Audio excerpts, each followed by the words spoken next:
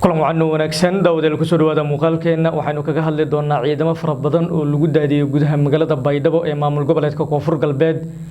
xiriyaha ay lahaayeen ciidanka daraawiishta dawlad goboleedka Koonfur Galbeed oo si gaar ah loogu wareejinayo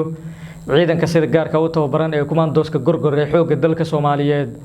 haddaba maxay tahay sababta ay dawladda federaalka Soomaaliya u qaadatay go'aankan la xiriira in ciidamadaasi lagu wareejiyo xiriyaha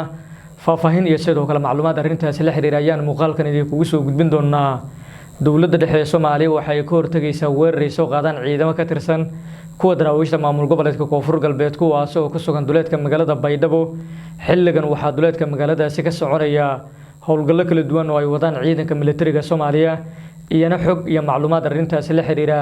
ayaan sidoo kale muuqaalkan idinku soo gudbin doonaa ee marka hore soo dhawaada daawadayaal taariikhdu waxay ku beegan tahay 4 bisha afraad ee Abriil ee sanada 2026 haddii aynu ku bilowno ciidamo fara badan ayaa waxaa lagu daadiyay gudaha magaalada Baydhabo ee maamul goboleedka Koonfur Galbeed ciidamadan ayaana waxay yihiin ciidamo si gaar ah u sugaya amniga guud ee magaalada Baydhabo dadka laga shaqeeyayna sidoo kale ay qabanayaan iyagoona baaritaano ku sameynaya gaadiidka noocyadiisa kala duwan ayayna sidoo kale baaris ay ku bilaabeen ciidamada si looga hortago qalqal gelin iyo sidoo kale falal la xiriira amni darro iyadoona sidoo kale ciidamadu ay guryaha sidoo kale ay ka wadaan baaritaano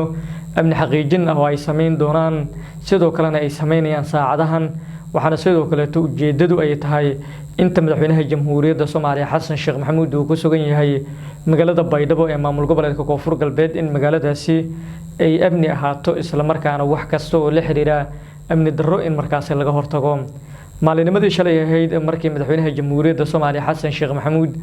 uu ka soo degay garoonka diyaaradaha Shaati Gaduud ee magaalada Baydhabo waxaa lagu weeraray ilaa dhowr hoobiye oo ku dhacay gaarka garoonka diyaaradaha wixii xilligaas ka dambeeyay ciidamo fara badan ayaa lagu daadiyay gudaha magaalada Baydhabo ee maamul goboleedka Koonfur Galbeed ciidamadan ayaana tan iyo xalay waxay wadeen baaris kala duwan oo la xiriira sidii markaas amniga guud ee magaalada loo xaqiijin lahaa meeshana looga saari lahaa wax kasta oo la xiriira amni darro iyo sidoo kale in ay dhacaan waxyaabo markaas shaqooyin keeni kara waxay sidoo kale ciidamadu ay bilaabeen in dadka aanan markaas ka tirsaneen ciidanka badbaadada Koonfur Galbeed iyo kuwa daraawiishta ee markaas isku dhiibay dawladda federaalka ee Soomaaliya iyo ciidanka dawladda qof aanan ahayn in uusan hub ku dhaxsidan karin gudaha magaalada Baydhabo ee maamul goboleedka Koonfur Galbeed tan iyo habeennimadii xalay ahayd waxa ay ciidamadu ay markaas ay soo qabqabteen ilaa dhowr qofood kuwaas oo la sheegay in ay ahaayeen kuwa iyaga markaas ugu badan ee amni darrada markaas looga cabsi qabay in ay ka geysanayeen gudaha caasimadda ee magaalada Muqdisho sidoo kale rag markaas looga sheekaysan yahay in ay xiriir gacansaar toos ay la leeyihiin kooxda Al-Shabaab ayaa iyagana la soo qabtay oo xilligan ay baaris kala duwan ay ku wadaan laamaha ammaanka ee ku sugan magaalada Baydhabo ee maamul goboleedka Koonfur Galbeed dhinaca kalena xiriyihii ay horay u deganaayeen ciidanka daraawiishta maamul goboleedka Koonfur Galbeed ayaa waxaa maanta lagu wareejiyay ciidamo ka tirsan kuwa xoogga dalka Soomaaliyeed gaar ahaan kuwa sida gaarka u tababaran ee kumaandooska gorgor ee xoogga dalka Soomaaliyeed ciidamadan ayaana sidoo kale waxay markaas fariisimo ay ka sameysanayaan xiriyahan kadib markii ciidamadii daraawiishta dawlad goboleedka Koonfur Galbeed ee qaarkood ay ka baxeen magaalada halka kuwa kalena markaas ay wali ku dhaxsooyeen gudaha magaalada laakiin ay xaafadaha ay ku jiraan oo aysan ilaa haatan aysan soo bixin tirayar oo farakotiris ayaa waxay isku dhiibeen dawladda kuwaas oo iyaga markaas haatan ku sugan xiriyaha ay markaas ay joogaan dawladda federaalka ee Soomaaliya wararka iyo macluumaadka aynu dhinaca kale hayno waxay sidoo kale tahay markaas ay muujinayaan in ciidamada la geeyay goobaha kala duwan ee markaas fariisimo ay ku lahaayeen ciidanka daraawiishta maamul goboleedka Koonfur Galbeed ay tahay mid si weyn markaas loo soo diyaariyay isla markaana muddooyinkii ugu dambeeyay si weyn markaas ayna looga shaqeynayay dawladda dhexe ee Soomaaliya ayaana sidoo kale waxay dadaalo kala duwan ay ugu jirtaa sidii meesha looga saari lahaa wax kasta oo keeni kara amni darro iyo qalqal amni kaasi oo ka dhaca magaalada Baydhabo ee maamul goboleedka Koonfur Galbeed waxay sidoo kale dawladdu ay markaas xiriyaha kala duwan ay geynaysaa ciidanka markaas kala duwan iyaga markaas ku sugan gudaha magaalada Baydhabo ee maamul goboleedka Koonfur Galbeed ciidanka sida gaarka u tababaran ee kumaandooska gorgor ee xoogga dalka Soomaaliyeed waxay ahaayeen ciidamadii sida weyn uga qayb qaatay dagaalkii lagu qabtay magaalada Baydhabo ee maamul goboleedka Koonfur Galbeed kuwaasoo oo jidgooyooyin ay xitaa u dhigeen xubno ka tirsan kooxda Al-Shabaab inkastoo markaas ugu dambeyntii laga guuleystay kooxda isla markaana meesha laga saaray oo wadada Buur-Rakaba iyo sidoo kale Baydhabo ay si toos ah u wada fureen ciidamada dowladda federaalka ee Soomaaliya haatan waxay sidoo kale u muuqanaysaa in dowladda dhexe ee Soomaaliya ay dadaalo kala duwan ay markaas ay ku bixinayso sidii amnigii iyo kala dambeyntii magaalada Baydhabo loo soo celin lahaa wax kasta oo la xiriira amni darro iyo qalqalgelin markaas meesha looga saari lahaa sidii markaas dowladda federaalka Soomaaliya ay dadaalo kala duwan ay markaas ay ugu bixinayso sidoo kale ay ugu jirto in gabi ahaanba markaas meesha laga saaro wax kasta oo keeni kara qalqalgelin amni xariyahan ayaana sidoo kale waxa si toos ah lagu wareejinayaa ciidanka sida gaarka u tababaran ee kumaandooska gorgor ee xoogga dalka Soomaaliyeed haddaba xiriyooyinka lagu wareejinayo waxyaabaha ka soo kordhana waynu idil wadaagi doonaa ee markana duleedka Baydhabo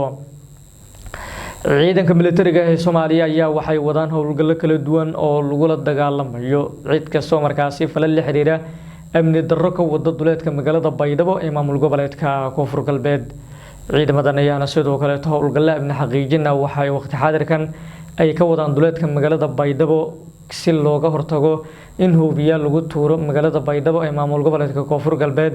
maadaama uu haatan uu ku sugan yahay madaxweynaha Jamhuuriyadda Federaalka ee Soomaaliya Xasan Sheekh Maxamuud ciidamo ka tirsan kuwa xoogga dalka Soomaaliyeed ayaana sidoo kale loo diray banaanka magaalada si markaas looga hortago hubiyaal ee cid kasta markaas isku daydo in ay qalqalgelin amni ay markaas ay ka sameeyso gudaha magaalada Baydhabo ee maamul goboleedka Koonfur Galbeed sidoo kale xogaha iyo macluumaadka aynu dhinaca kale helayno waxay markaas ay tilmaamayaan in dowladda federaalka ee Soomaaliya ay ka wareyshay xogta la xiriirta in xubno ka tirsan ciidamadii horey uga tirsanaa daraawiishta maamul goboleedka Koonfur Galbeed sidoo kalena ka baxay magaalada Baydhabo oo iyaga ku sugan duleedka magaaladaasi in iyagana markaas isku diyaarinayaan weerar ay ku qaadaan magaalada Baydhabo ee maamul goboleedka Koonfur Galbeed si ciidamadaasi looga hortago ay dowladda federaalka ee Soomaaliya waxay bilowday jihaynta iyo sidoo kale in laga hortago ciidamadan waxaanay dowladdu ay qorsheynaysaa in ay weerarto duleedka deegaanka Daynuuna halkaas oo ay ciidamada daraawiishta maamul goboleedka Koonfur Galbeed ay fariisimo ku leeyihiin ciidankan ayaana sidoo kale waxa la tilmaamay in iyagu qudhuudu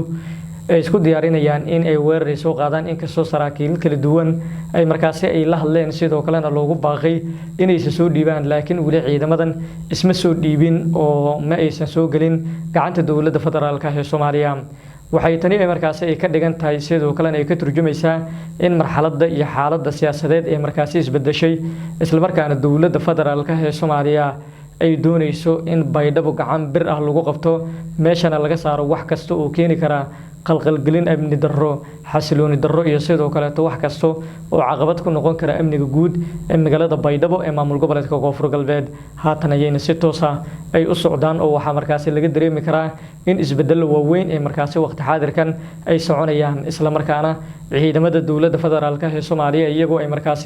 howlgallo kala duwan ay ka wadaan duleedka magaalada Baydhabo ee maamul goboleedka Koonfur Galbeed howlgalladaas ayaana sidoo kale waxay yihiin kuwa lagu xaqiijinayo amniga si markaas looga baaqsado wax kasta oo la xiriira qalqalgelin amni iyo sidoo kale falal lidii ku amniga in ay ka dhacaan magaalada Baydhabo ee maamul goboleedka Koonfur Galbeed haddaba howlgalka ay markaas ciidamadu ay ka wadaan duleedka magaalada Baydhabo waxyaabaha ka soo kordhana wararkeena dambe ayaan idin kula wadaagi doonaa